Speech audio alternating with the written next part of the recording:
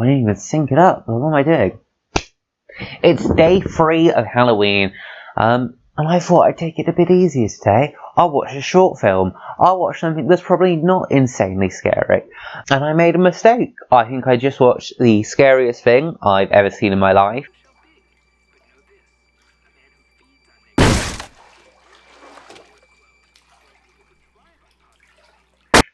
And I'm possibly traumatized forever. So this one might be a little bit shorter than the others, because I am actually scared, and it's nighttime, and I kind of want to go to bed, because it was a bit much. I watched The Strange Thing About the Johnsons. It's a horror show. It's on YouTube. How bad could it be? That's what I told myself going into it. And there's a link to it in the description, and I think you should just bloody watch it. I'm going to try and not spoil anything, or just say too much about it. But I'm, like, genuinely shaking a little bit. So this is directed by Ari Aster. He's the person that did Midsommar, did Hereditary. So, like, big, now, very well-known horror director. This was one of his little 2011 college films. How bad could it be? Terrifying. It captures such a scary glimpse into the real world. Not the sort of, you know, horror. There's monsters. There's creepy stuff. Obviously, I just did the Wicker Man, and that's got a similar thing of it not having any actual spooky stuff. Like, it's all just people. But this, the premise of this film could be happening in your neighbour's house. It could even be happening in your own goddamn family, and you'd have no idea. It catches on such a taboo subject, and it's so well directed and well acted, and you're constantly tense, and you're not quite sure what the fuck is going to happen next.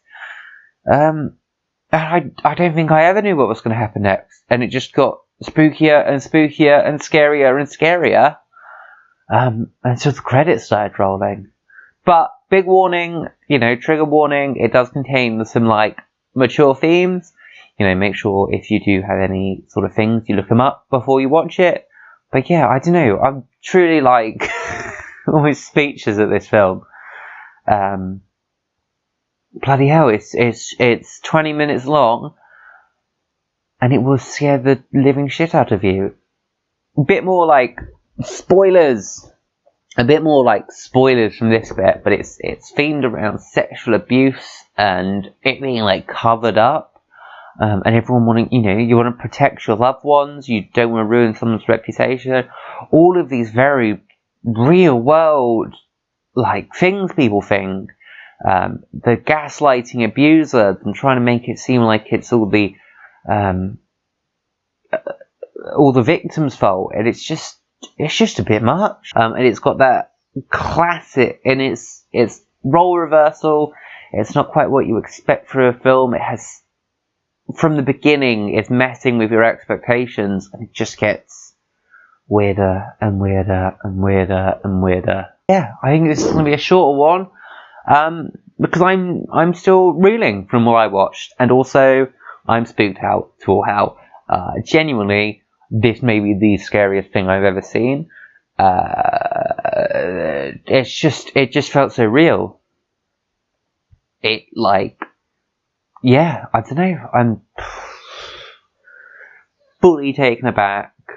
Yeah, and I think my, like, the sort of comparisons between this and The Wicker Man, other than obviously The Wicker Man has this, you know, eerie, otherworldly feel with the cultists. They don't feel like they're part of the real world.